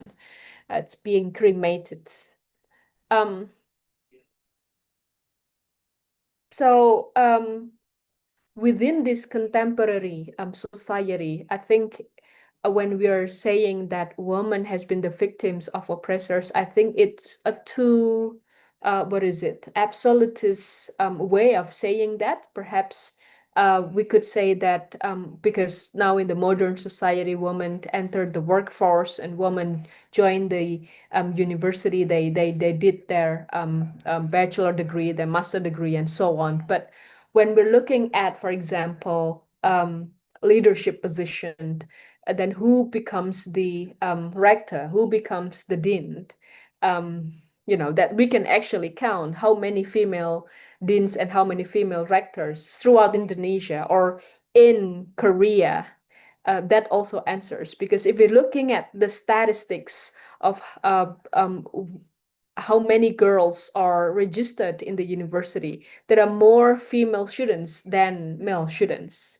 Well, it depends on the disciplines anyway, but looking at the statistic as an aggregate, or looking at the academic stuff, women and men, the ratio is pretty much the same, or even more women than men. But who will be the leaders, top positioned here? Men will always assume the role, because in a patriarchal society, it's men who lead, not women, with that kind of assumption. Although the dynamics has been changing of who will lead and why, but still women leaders, according to research, still, face that kind of stereotypes and so on. So here, I'm not sure if this is an intergenerational issue, but I think this is a more, I would say, a gender issue.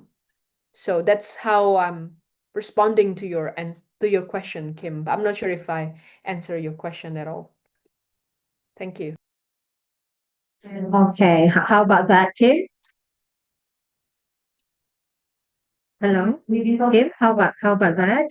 Do you get that point from Dr. Zulfa? Hello, Kim. I could hear you well, sorry. Okay, do you get that point from Oh Dr. yeah, Zulfa? sure, yeah. Thank you for Okay, your all answer. right. Thank you. Thank you very much.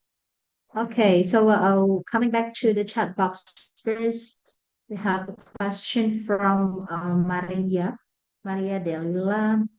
Questions is about do you think Indonesia is ready for a stronger feminist movement? Okay, and what barriers still exist in real life contexts and women's rights in Indonesia?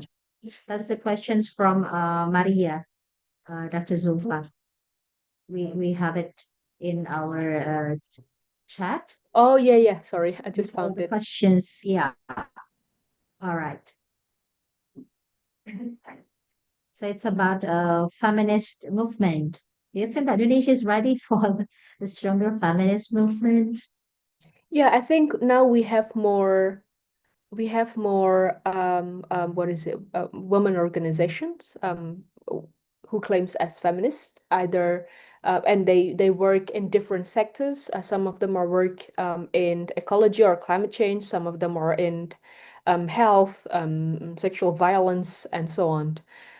However, I think what is lacking is the interconnection, or because it's like, it's not that they are random, but because I've been working with many, several, not many, sorry, that's too much. With I've been working with a women's organization, and they don't really talk to each other. So I think without a stronger consolidation, I think this movement will miss out its momentum. So it's like, doing a demonstration, for example. If you don't really do a consolidation, if you don't really consolidate and talk to each other, you don't really know, the strategy of making a big change, things like that. So the barriers here is that, although and I think Professor Amalinda Safirani from Universitas Gadjah Mada, FISIP, has theorized that the movement is rhizomatic, jadi kayak rimpang gitu ya, dia kayak akar-akar. So rhizomatic means that it grows unexpectedly, but it's really small in branches, going nowhere, and it's really dangerous if we don't have one single vision. So the barriers is that we will be easily, it will not be as powerful as we expected, because there's no coordination and consolidation. So I think that's the main challenge that we have to address. Thank you, Bu Maria. Okay, thank you, Dr. Zulfa. So actually, we have to have the same visions first, right? All right. Another question is from, okay, one of our lecturer here, Bapak Muhammad Yazid. Okay, the floor is yours. Silakan nih, Pak dosen. Okay, thank you. Moderator. Good morning, everyone. Am I audible? Okay, yes, you are. Okay, thank you for the speakers. From the previous explanation, it's about Kanjuruhan tragedy. There were two kinds of discourses. There were dominant discourse, and another one is the alternative discourse. I just want to know, can the alternative discourse be called as a part of linguistic resistance? As the speaker, if I'm not mistaken, the speaker thought about the Kanjuruhan tragedy kinds of discourses. They were dominant discourse, and another one is the alternative discourse. I just want to know, can we say that the alternative discourse is part of linguistic resistance, or are they different? Thank you. Sorry, Pak Yazir, is the alternative discourse part of the grassroots resistance? Is that what you said? No, linguistic resistance. Language Resistance. yeah. Social system. Yeah, linguistic resistance. Oh, linguistic resistance. Okay. Yeah. Yeah. Okay. Yes. Yeah. Can I answer that directly, Bu Fitria? Okay, all right. Definitely. Thank you, Dr. Yeah, thank you, Pak Yazir. I think that's a really good question. Thank you for reading the article. Yeah, it's one of my favorite article because it talks about football, so it's not that serious, but it's actually a serious one. Yeah. So with that article, we map out two kinds of discourses as usual. That's what the CDA do, the dominant discourse and the alternative discourse. So here we use linguistic landscape to capture the grassroots voices, the alternative discourse. We label it under alternative discourse to challenge the dominant discourse. Kalau nggak salah itu air mata ibu. I forgot. But there are three grassroots discourses or the alternative discourses. And I don't think it's the right category or I don't think it's relevant to say it as a linguistic resistance. Yes, that we did a collection of the linguistic landscape, from their protests, posters that were left around Kanjuruhan and inside Kanjuruhan. But it's not just linguistic resistance. Linguistic resistance is when the language is about to die. So some languages in jeopardy, at risk.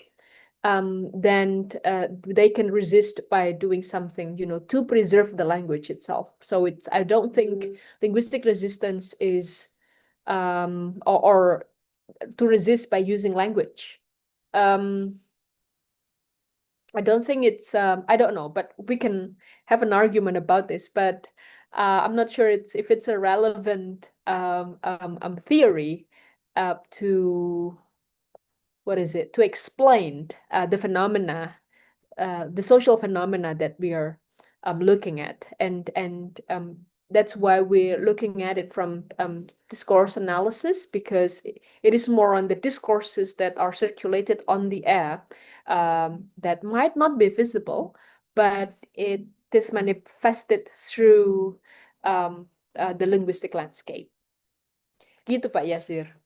Or do you have any other ideas or argument? Please do. I'm listening.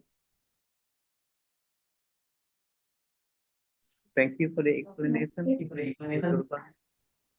Zulfa. Oke, Pak. Okay. Terima kasih. Thank you. All right. Thank you, Pak Yazid. Okay. Do we have another question from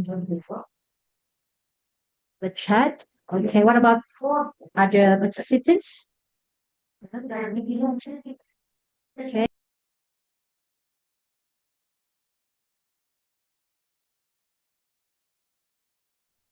All right. Another question coming from the chat box from Nurul Solihat Fudina. Okay, the question is, how do critical literacy practices help empower women in Indonesia, especially in areas where a strong patriarchal culture exists? Okay. All right, thank you, Nurul. Coming back to Dr. Zulfa.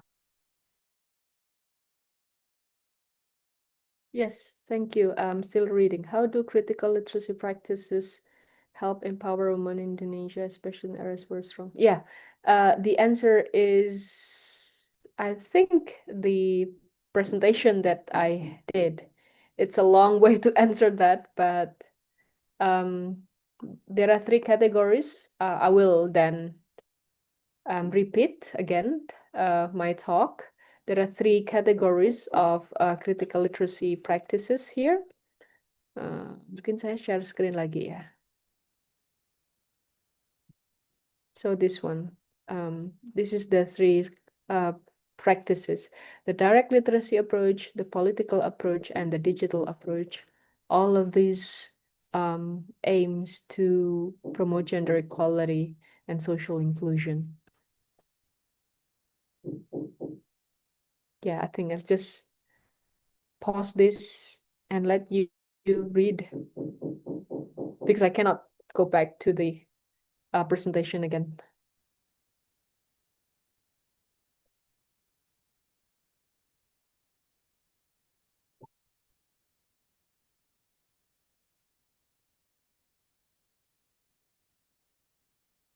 Yeah, thank you.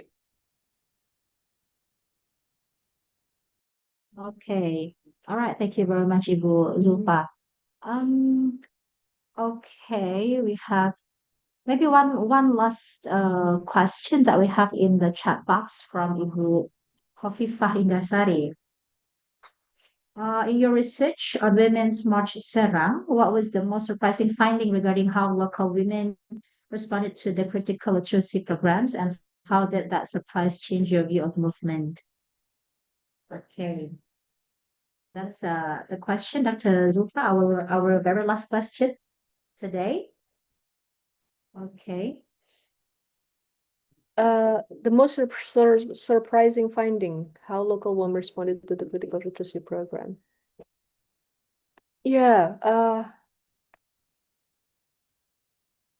the most surprising finding is that because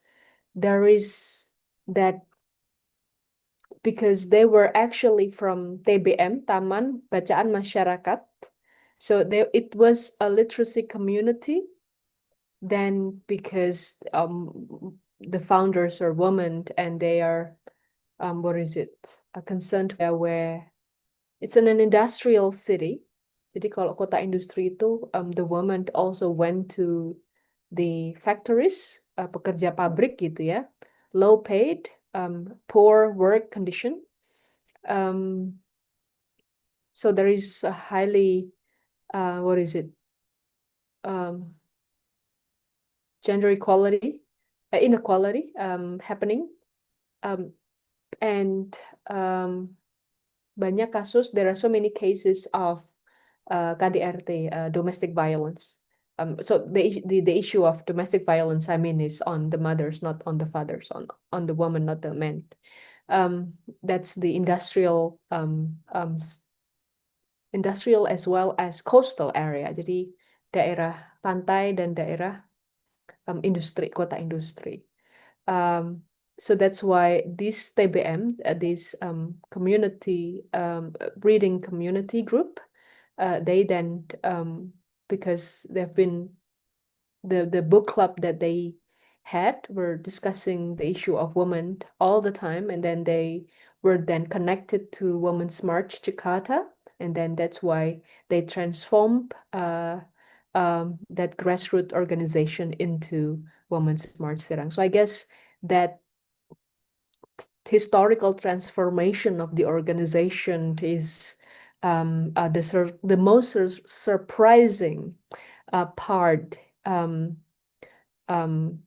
I think in my research, and I think me as a researcher personally, I don't do gender when I did my master degree or my PhD, but then as I grow older and as we experience so many things and we are getting aware of what we experience every day and daily, and I've got 3 daughters at home, I became aware of the issue of gender.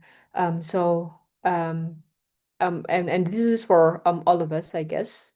And that's the pattern biasanya kayak gitu, kalau sekolah semakin tinggi perempuan itu jadinya tertarik ke isu gender biasanya kayak gitu. I don't know why. Yeah.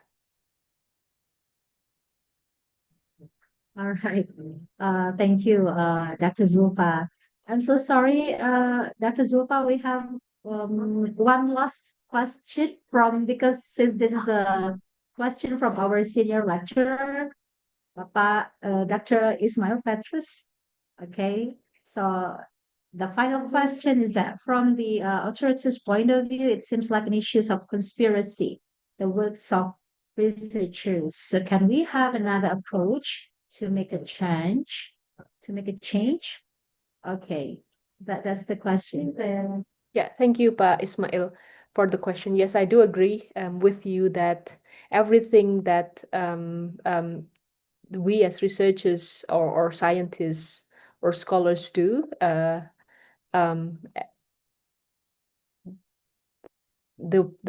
people with power will say it's just conspiracy.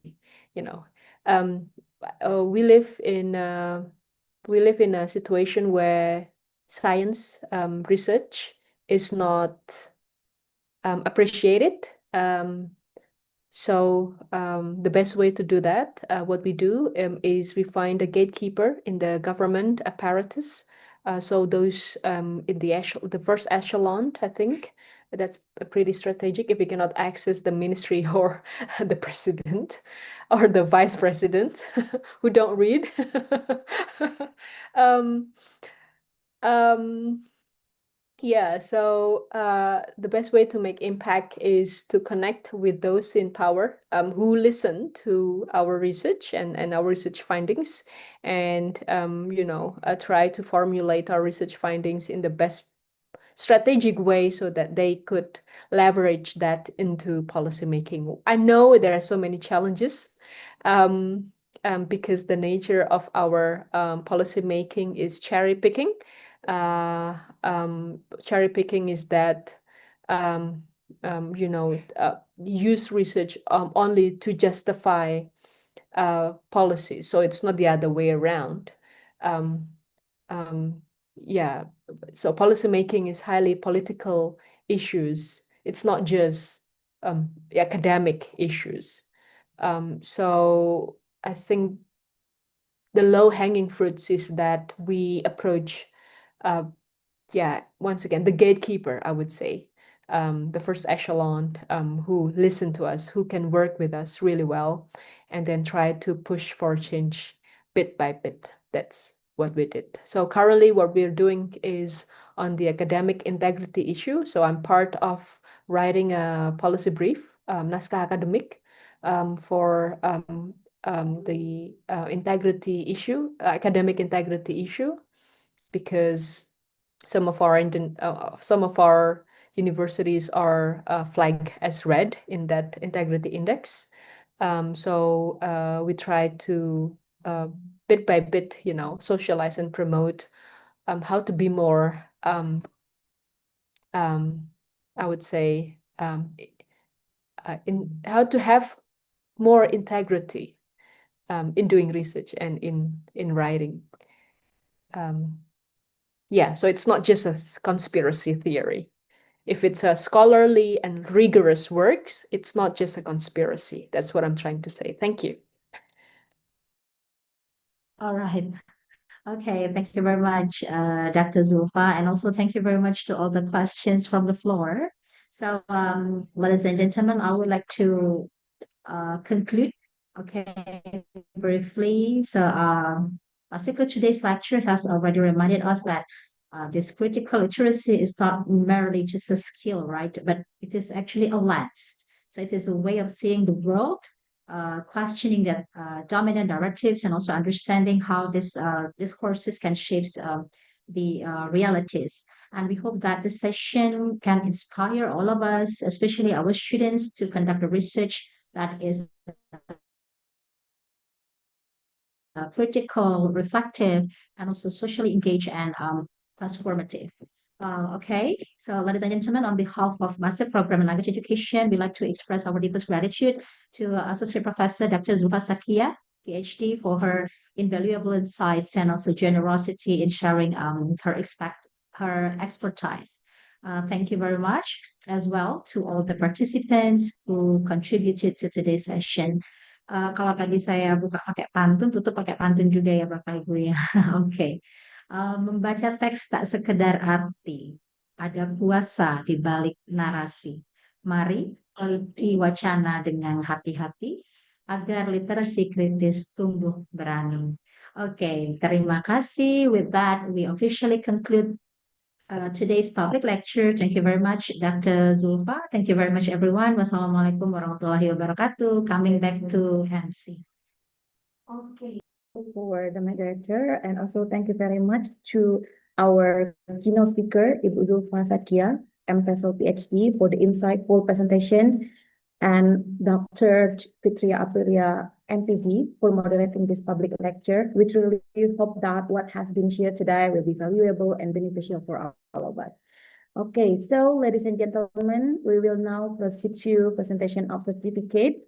We kindly invite the Honorable, our Vice Dean for Academic Affairs, Student Affairs, Quality Assurance, Associate Professor Dr. Rita Indrawati, M.Ph.D., and the Coordinator of Master in Language Education Study Program, Ibu Sari Silviani, M.Ed., Ph.D., along with our distinguished speaker, Zulfa Sakhiyya, M.TESOL Ph.D., to come forward. Please welcome. Okay.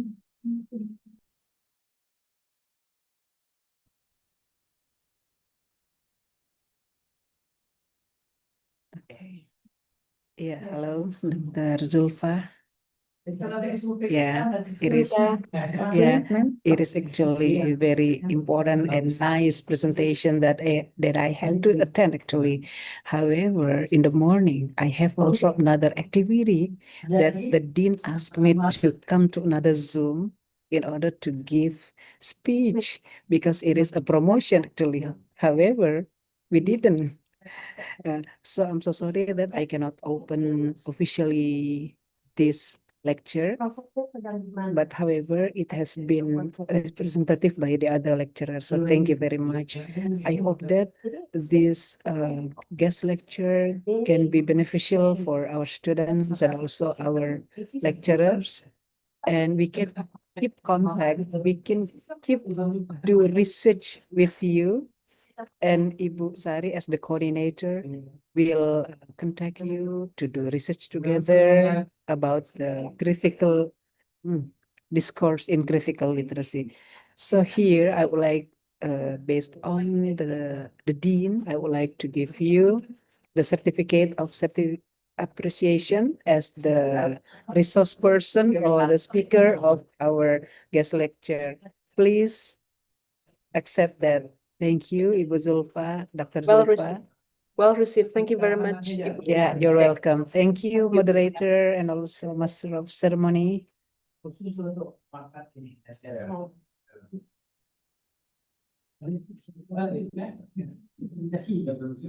Yeah.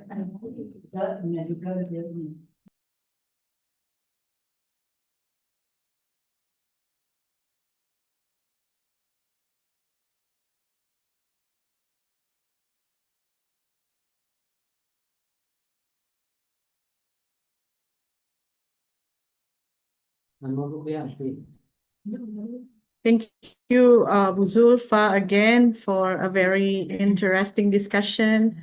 We, based on the comments that I received from my fellow lecturers here who are on campus, they've been showing interest on this area. So hopefully that we can have a further discussion and maybe collaboration. I've been working with so many scholars from Indonesia, as well as Australia, United States, and New Zealand. So hopefully we can learn more from you.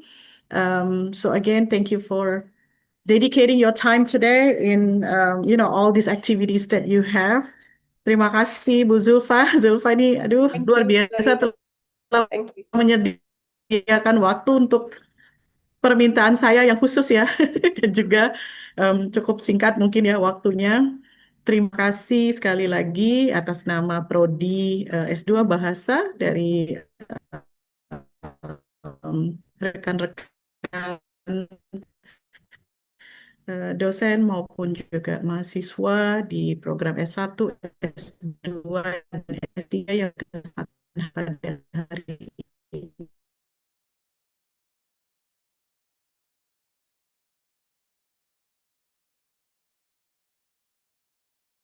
Are you still on the Zoom? Mudah-mudahan tidak terlempar ya, Ayu. Okay, maybe Ayu is having trouble with her connection. So again, we'll just close this presentation. Dr. Rita Indrawati, our Vice Dean, has officially given the certificate of appreciation. And as I open this Kuliah Umum. Now it's time for me to close this activity, this public lecture. Thank you very much for all your participations and attention. Hopefully we can meet again in another program hosted by Prodi S2 Bahasa. Terima kasih semuanya. Selamat beraktivitas kembali. Wassalamualaikum warahmatullahi wabarakatuh. Waalaikumsalam. Waalaikumsalam warahmatullahi wabarakatuh. Terima kasih Zulfa. Terima kasih, sampai bertemu kembali.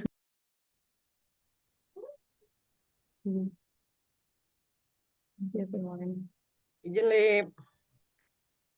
Izin live ya. Thank you.